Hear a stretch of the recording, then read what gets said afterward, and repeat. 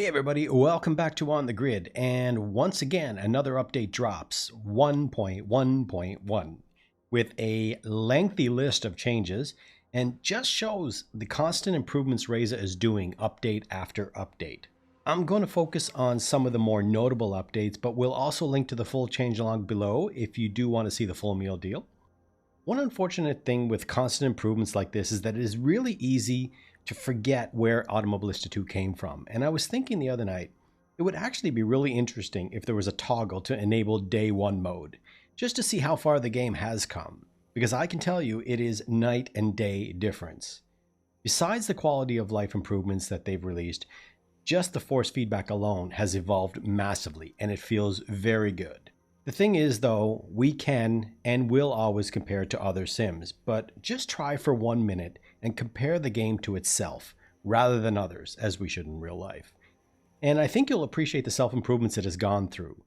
As with anything, there are always areas that can be worked on, that can be better or different. But at one point, you just have to stop and say, it is what it is, and appreciate what it is. Yes, though, there are a few things like the bounce in some cars, car engine sounds, a better, more intuitive replay control, and scrolling menu bar. Yeah, it's a pet peeve of mine, but anything that has an unresponsive scroll bar drives me crazy. But aside from that, the good far outweighs the not so good, so it is what it is. Reading the change list over the last few updates since the public release of version 1.1.0.5. God, it's hard to keep up with that numbering scheme. See, right there, that can be improved. But the list of changes in this feels endless. Tire tread adjustments for all cars have been updated, so it's much less speed sensitive and has a sharper slip angle to it now. Rain tires have been optimized across the board. The kart physics have been updated, and that is really more to do with the tires and the drivelines, and they feel much, much better. With the exception of the rental kart, I think there's still something a little bit off there, and I can't put my finger on it. Flat spots, though, those effects on force feedback have been reduced. Slick tires are less grippy in wet conditions, as they should be. As far as tracks are concerned, they've reduced the mesh noise in many tracks. A couple of the Brazilian tracks, Jerez, Hockenheim, Montreal, I think the modern version, and Brands Hatch. So that's really good to see. Less backfire off throttle, so that's been reduced. And that's kind of good and bad. I don't mind the backfire, just not overload, too much. So I think maybe they just reduced enough just so that it does not overkill. The brake glow in cars where you can see some of the brake discs from the cockpit. So those are been improved as well. And a ton of other stuff. But the bigger changes are, of course, the new content and a few other key things that I'll talk about. But I do want to get in and take a look at these two new Genettas, because there's the Geneta G40 and the Geneta G40 Cup, which I really like. And also other things that have been updated, some really key notable stuff. Our live track is going to work over the entire weekend now instead of per session, which leagues will absolutely love that. So it should see some really nice changes as the weekend progresses and the track evolves. And it gets a bit more rubbered, so that'll be good. The AI has made a really nice step forward in the last few interim updates.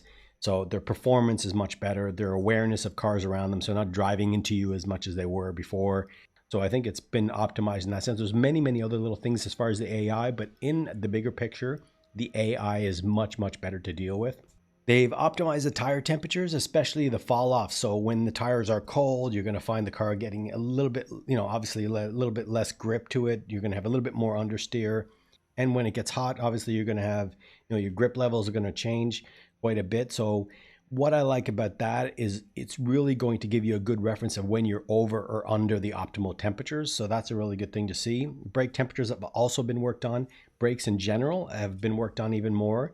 And as far as the ideal ranges of where the brakes should be and cooling. Another thing that has been updated as well is the tires pre-race temperatures. So they have been increased so that there is less time to reach the optimal temperatures.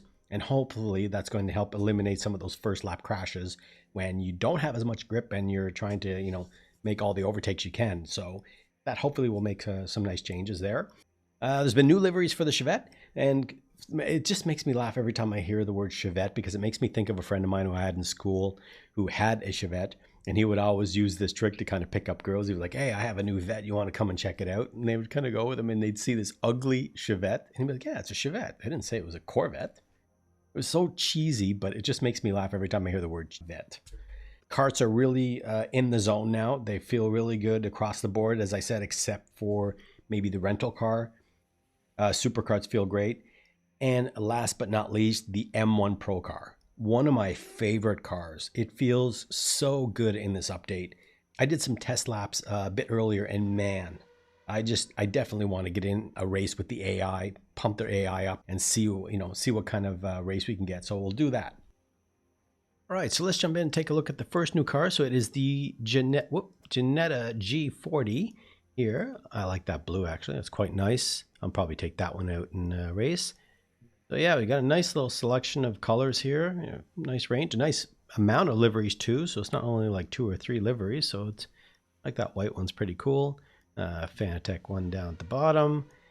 This one's nice, but that blue is quite nice actually. So the Geneta G40 in the GT5 series, so that's been added. And we have a separate series here, which is the Geneta G40 Cup. I tried this out a couple times, and this is a blast. I really enjoy this car. It just feels like it wants to be thrown around. You can, take it, throw it into the corners, get a little bit of the back end out. Again, I think the liveries are pretty much similar. Actually, they are. They're exactly the same. So same liveries. Let's see. Yep, same liveries, but that's the G40 Cup, and then we have the G40. Then, as I said, we have the, let's go back into the list here. There we go, the Chevette. So let's take a look at the liveries. 1, 2, 3, 10 liveries. So 10 new liveries there. That's it. Oh, car. So this is a fun car if you want to just have some fun on a track, smashing up with each other. I mean, obviously you can do some serious racing, but this is always fun just to throw these cars around. And so they added some liveries there.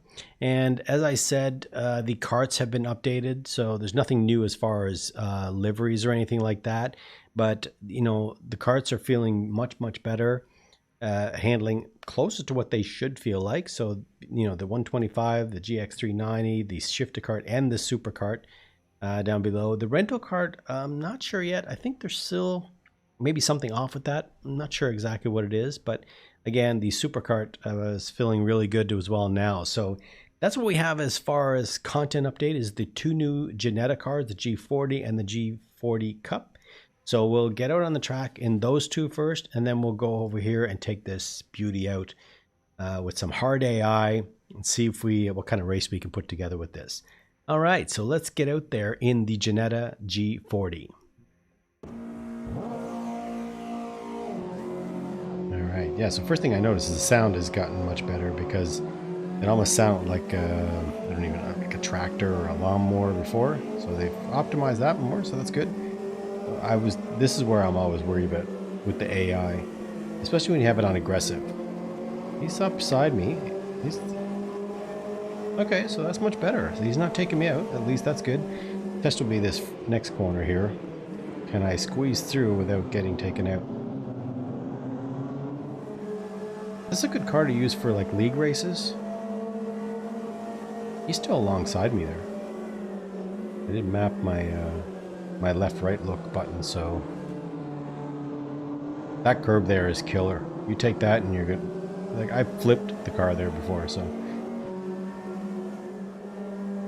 yeah, this is quite drifty of a car.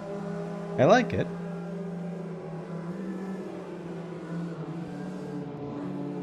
So there's another killer curb.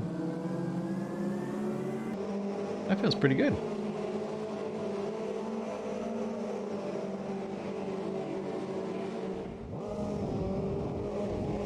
Okay, I really like this car, so we're on Donington Park. Oh, hit right through the middle there. So after that last race, I'm feeling pretty confident that I can, attack with these AI and not worry about them causing any kind of collisions or anything. So I like this car a lot more than the G40. I like the Cup version. I don't know why, there's just something about it. It feels like I can actually throw it in. What was that?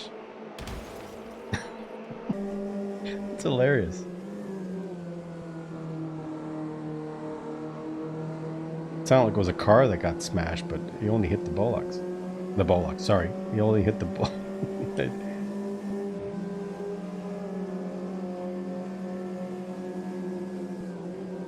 Usually I like to attack this corner quite a bit and just throw it in. Now this one here, it feels like you can throw that into the corner a lot more.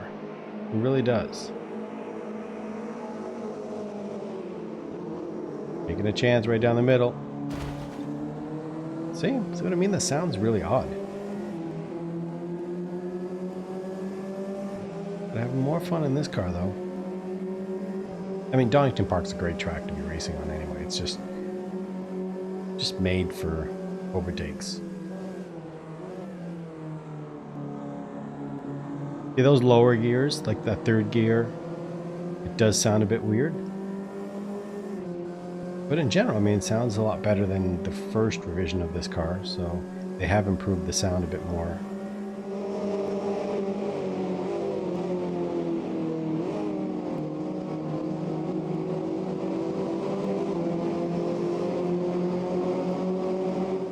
I caught a pretty decent draft off that back straight, so let's see if I can get a bit closer. All right, come on, draft. Go, man, go. Do I do it? Yeah, I'm gonna try to take it. On the inside. Go. Oh, he's good. Didn't take me out. That was fun. Yeah, that's a great car. Oh, listen to that sound. Oh my God.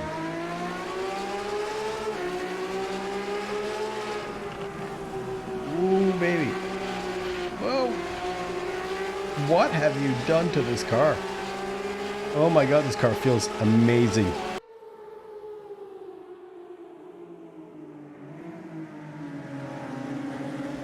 I love that. I love that the AI is on hard. I think it's 105, 110. I can't remember exactly what I put it at.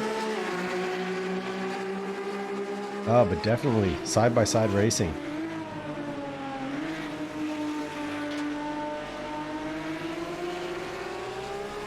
Oh, this car feels awesome. Just one of my top 3 cars for sure. Definitely love this car. Just sounds great, it feels great. I mean, this car right now in this build, in this update, feels better than ever. I mean, I can honestly say, I think it's the best version of the M1 Pro car. Love it. It just wants to kick out from underneath you every time you take those corners and you want to get on the power. Oh, I love this.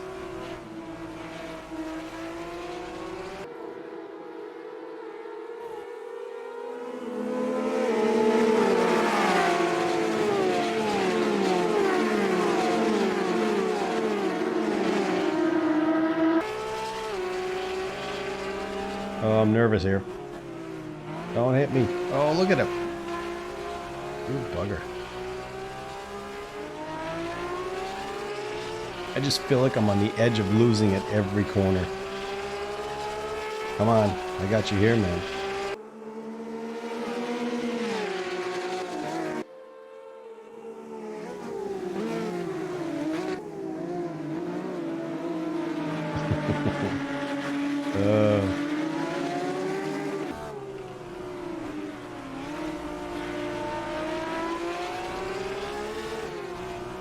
How can you not love this car? Really?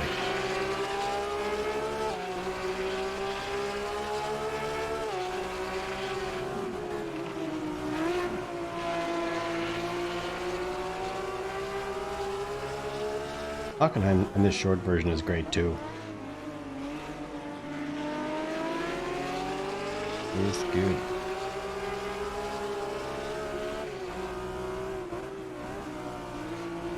Yeah, definitely gonna try and get some multiplayer sessions with this car. Honestly, if you like this car, you're gonna love it now. If you haven't driven this car, Take it out. You'll absolutely love it. Great.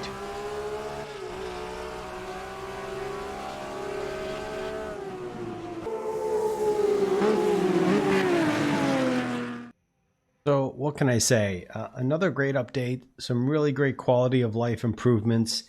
AI is feeling much better. I've actually fell in love with the M1 Pro car for a second time. And the G40, the Cup, and the G40 GT5 version, nice new additions. But all in all, I think, you know, they just continue to work on it. I've said it 100 times. You know, they continue to work on it. They continue to support the game. And it only shows that their commitment is long term. So as always, guys, I appreciate you watching these videos. Please subscribe if you haven't already. Like the video, and we'll catch you guys again really soon. Until next time, take care.